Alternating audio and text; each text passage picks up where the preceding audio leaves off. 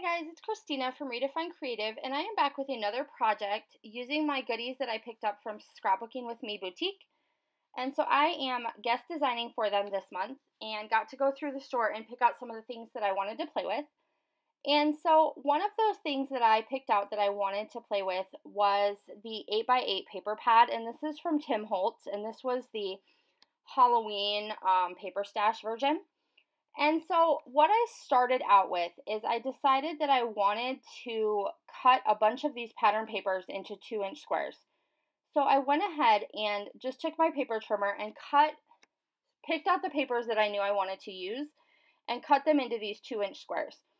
And then what I'm going to do is create this border across my layout that is basically a grid. And so I'm going to have 3, 4, 5, 6. I'm going to have 6 2x2 blocks that are going to go kind of in a row across my layout. And then I'm going to have 6 in the row underneath. And I started off thinking that I wanted them to be offset of each other, but then I end up going back and moving them all and deciding that I would rather have them like lined up than offset. So I do go back and make them all lined up instead. And it looks in the picture like it is crooked, but I apologize. It is absolutely not crooked. Okay, so then I'm going to grab a couple of my extra blocks, and I used one of my just plain white tags here as a template and made them into my own little tags. And I want to do this because I'm going to use this for my title element down at the bottom kind of left corner. So I'm just playing around with this photo today, and this is just a picture that we took at the pumpkin patch of some of the pumpkins, and so it's nothing super significant. I don't have a big story that I want to tell, so this kind of design works out well because I don't need a lot of journaling space. So I'm going to create this little cluster of 3 tags down here at the bottom that kind of mimics that 2x2 square grid border that I created up at the top half of the layout. So it's going to kind of create some balance for me. So I have a heavy element at the top, but then I also have this heavy design element down at the bottom. So it's going to make sure that your eye sees a page that is balanced that way. And so then I took my photo and I put it on just a tiny, tiny border of white cardstock. And then I put a piece of fun foam that I just picked up from Walmart behind it to give it some dimension and make it stand up off the page. So that's what that orange back there is just a piece of that fun foam. And I didn't want my photo to be straight on, so I am going to make it a little bit offset, which kind of adds to that, making it look like it's a little bit crooked, but I'm okay with that because it's different. Then I'm going to take 2 of those little extra tag toppers and stick them in underneath my photo in that top right-hand corner. So I'm pulling that tag element from the bottom also up to the top.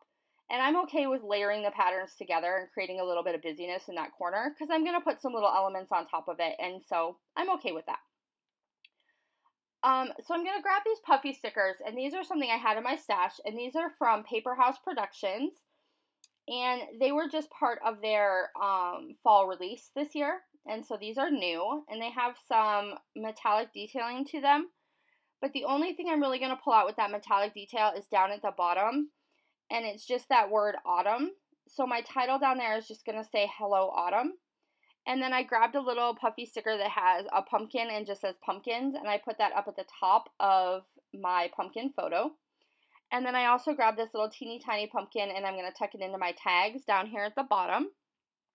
And then they also had some of these like marbly looking hearts. And those are going to go right around the 2 edges down here. You can see me playing with my title to kind of frame in my title. And then I'm trying to decide what else I want to do to just add a little bit. I wanted to keep this layout pretty simple. So I am going to go to my Spiegel Mom Scraps sequins. And I tried getting these leaves on there and it just wasn't the look that I wanted. So instead I went ahead and grabbed just some of the regular sequins. So I pulled out the dark orange ones, and then there's like a creamish light yellow color in there as well that worked perfectly with the colors in this collection. And so I'm just going to do a cluster of 3 around my title element down here. And then I'm also going to do a cluster of 3 around that little tag element that I have above my photo. So I'm still using these ideas of this visual triangle that's leading you back to my photo.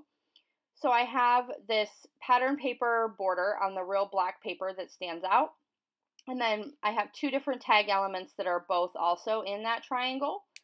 I'm just going to go back and add some baker's twine with gold to a couple of those tags. And that's going to kind of be the finishing detail that adds a little bit of more texture to this layout.